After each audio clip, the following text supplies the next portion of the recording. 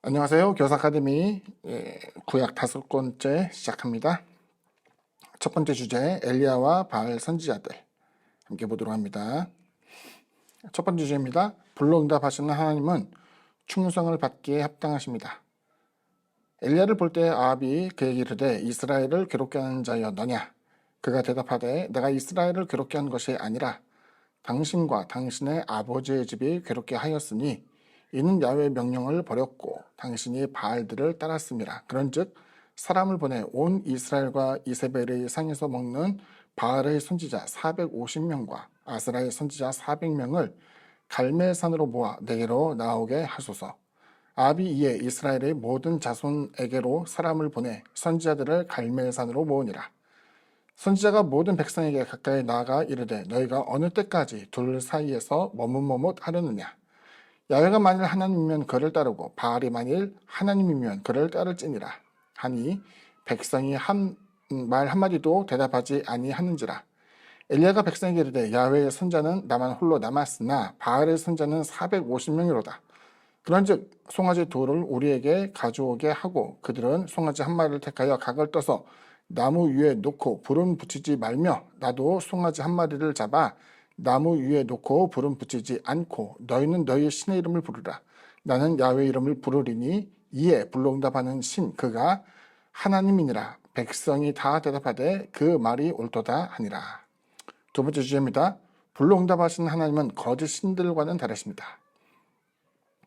엘리야가 바알의 선지자들에게 이르되 너희는 많으니 먼저 송아지 한 마리를 택하여 잡고 너희의 신의 이름을 부르라. 그러나 불을 붙이지 말라. 그들이 받은 송아지를 가져다가 잡고 아침부터 낮까지 바알의 이름을 불러 이르되 바알이여 우리에게 응답하소서 하나 아무 소리도 없고 아무 응답하는 자도 없으므로 그들이 그 쌓은 제단 주위에서 뛰놀더라.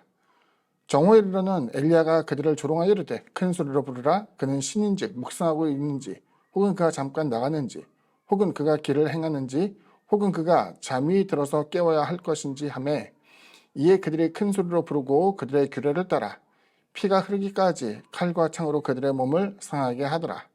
이같이 하여 정오가 지났고 그들이 미친 듯이 떠들어 저녁 소재 드릴 때까지 이르렀으나 아무 소리도 없고 응답하는 자나 돌아보는 자가 아무도 없더라. 세 번째 주입니다. 불응답하시는 하나님은 영광을 받으실 수밖에 없습니다. 엘리야가 모든 백성을 향하여 이르되 내게로 가까이 오라. 백성이 다 그에게 가까이 가매 그가 무너진 야훼 제단을 수축하되 야곱의 아들들의 지파의 수요를 따라 엘리야가 돌 12개를 취하니 이 야곱은 옛적에 야훼의 말씀이 임하여 이르시기를 내 이름을 이스라엘이라 하리라 하신 자더라. 그가 야훼의 이름을 의지하여 그 돌로 제단을 쌓고 제단을 돌아가며 곡식 종자 2쌀을 둘 만한 도랑을 만들고 또 나무를 버리고 송아지 각을 떠서 나무 위에 놓고 이르되 통 넷에 물을 채워다가 번제물과 나무 위에 부으라 하고 또 이르되 다시 그리하라 하여 다시 그리하니 또 이르되 세 번째로 그리하라 하여 세 번째로 그리하니 물이 제단으로 두루 흐르고 도랑에도 물이 가득 찼더라. 저녁 소재 드릴 때에 이르러 선지자 엘리야가 나아가서 말하되 아브람과 이삭과 이스라엘의 하나님 야훼여 주께서 이스라엘 중에서 하나님이신 것과 내가 주의 종인 것과 내가 주의 말씀대로 이 모든 일을 행하는 것을 오늘 알게 하옵소서. 야훼여 내게 응답하옵소서. 내게 응답하옵소서. 이 백성에게 주 야훼는 하나님이신 것과 주는 그들의 마음을 되돌이키심을 알게 하옵소서. 그들의 마음을 되돌이키심을 알게 하옵소서 하매 이에 야훼의 불이 내려서 번제물과 나무와 돌과 흙을 태우고 또 도랑의 물을 핥은지라. 모든 백성이 보고 엎드려 말하되 야훼 그는 하나님이시로다. 야훼 그는 하나님이시로다 하니. 이걸 정리해서 보자면 이제 첫 번째 바알에 대해서 우리가 좀 알아야 될 필요가 있는데 바알은 이제 메소포타미아 문명에도 등장합니다.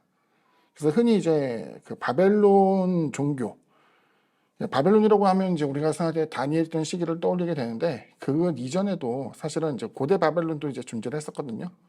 그들의 섬기는 신의 이름은 이제 우리가 알기로 마르둑인데 그 마르둑이 이제 고고학에서 이제 생각할 때에는 그 가나안에 있는 엘신 그리고 오늘 우리가 이야기하는 바알과도 연결되어 있다라고 이제 이야기를 해요. 이세벨은 이제 우리가 알고 있는 시돈 지역에서 왕의 딸로서 아합과 이제 결혼을 하게 되었는데 이제 그 페니케라고도 이야기하고 또 이제 로마 시대는 이제 카르타고라고도 이야기해서 한니발 장군이 거기에서 이제 등장하게 되는 모습이 있습니다. 그래서 이제 그 바알이라고 할 때 흔히 돌림자에서 이제 바알이라는 표현을 많이 쓴다고 하는데 한니발은 이제 사실은 바알이라는 이름에서 그 이름을 따오게 되었고 이와 같이 그 근방에서는 아주 오래된 종교의 한 모습이에요.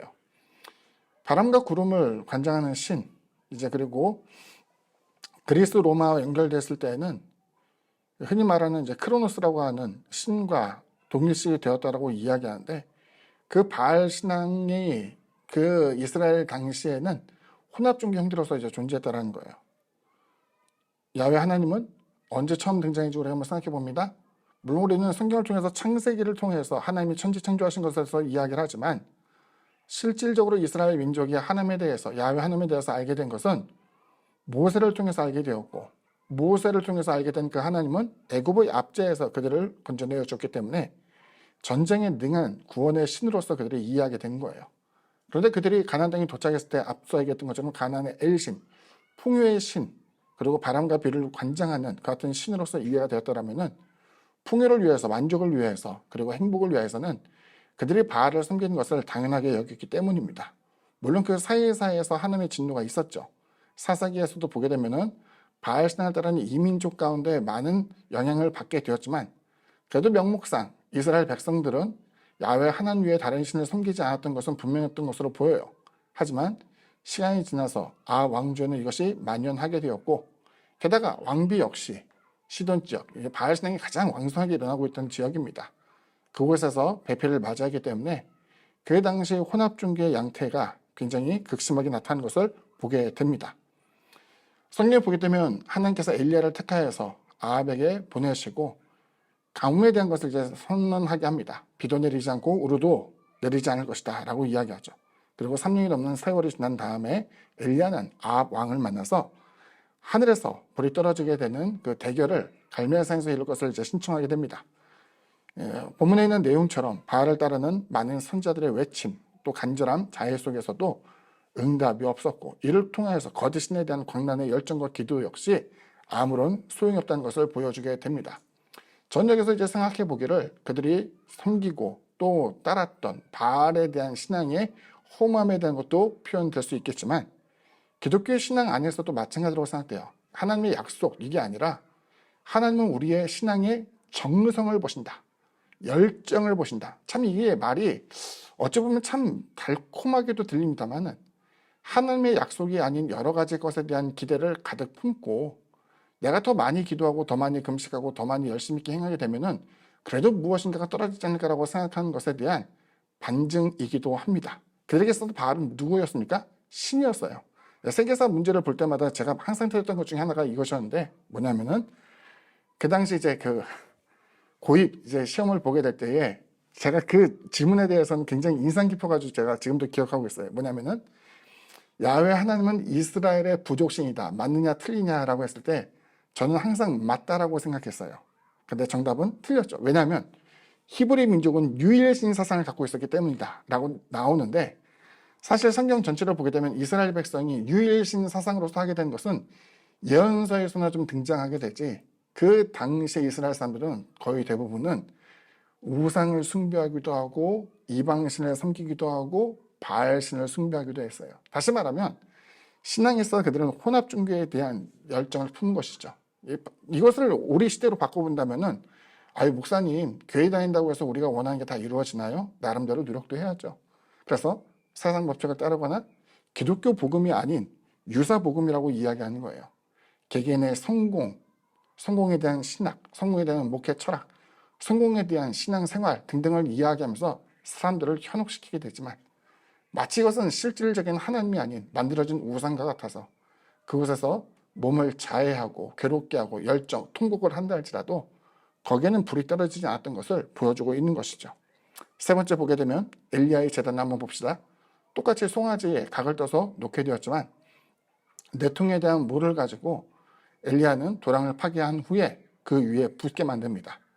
하늘에서 불이 떨어져서 제단을 불살라야 되는데 엘리야의 행동은 정반대였어요.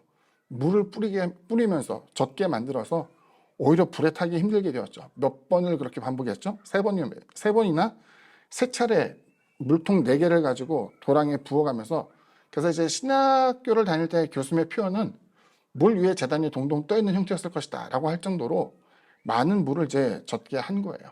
그런데 엘리야의 단 한 번의 기도, 뭐냐면 야훼 하나님께서 참신이신 것과 내가 주의 종인 것과 이 사람들에게 누가 참신지에 대해서 알게 해달라는 그 간곡한 기도 한 번을 통해 가지고 불이 떨어지게 되었고, 이를 통해서 누가 참 하나님가를, 또 누가 참 신인가를 보여주게 된 것이죠. 저는 신앙은 그렇게 생각해요. 신앙의 가장 중요한 것은 열정 어린 기도가 아니라 응답에 앞서서 내가 누구에게 기도하고 있는가, 나는 허상을 믿고 있는가, 가능성을 믿고 있는가, 어떤 목적을 두는 것이 아니라 하나님이 일러준 대로 하나님의 뜻에 따라 하나님의 영광을 위해서 나타나는 기도가 가장 강력한 하나님의 영광을 드리는 것을 보여주고 있는 것이죠. 우리는 교회를 다니기 때문에 내게는 바알이 없습니다 라고 생각할 수 있겠지만 저는 그렇게 생각하지 않아요. 하나님이 아닌 허상을 쫓게 되는 것이 바알이고, 교회라는 울타리 안에 있어도, 여기도 보면 이스라엘 민족이잖아요. 하나님을 믿는 민족의 울타리 가운데 있다 할지라도 신앙의 대상이 누구인지 불분명하게 될 때에는 이것은 흐트러질 수밖에 없는 것을 보여주고 있죠. 아무쪼록 우리의 신앙이 만들어진 신의 환상이 아니라 성경에서 이야기하고 있는 직접적인 하나님의 모습을 우리가 떠올리면서 바른 길을 가게 되기를 주님의 이름으로 부탁을 드립니다. 오늘 강의는 여기까지입니다. 감사합니다.